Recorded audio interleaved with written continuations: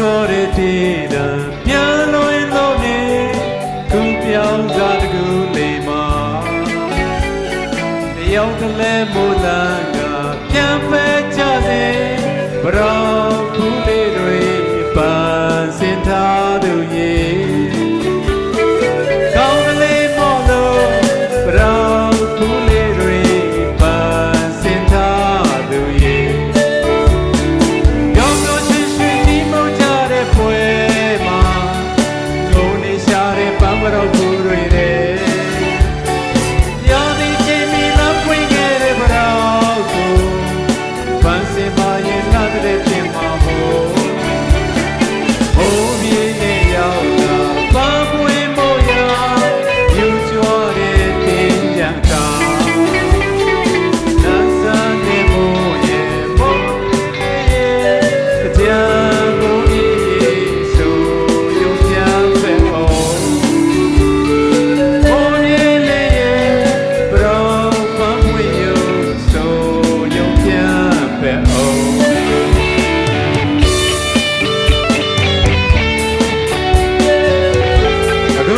ပြပြောပြနေတယ်။ကြံလှပြပြများကတော့ဒေါက်တာဆိုဆိုမောဒေါက်တာနီလာဆို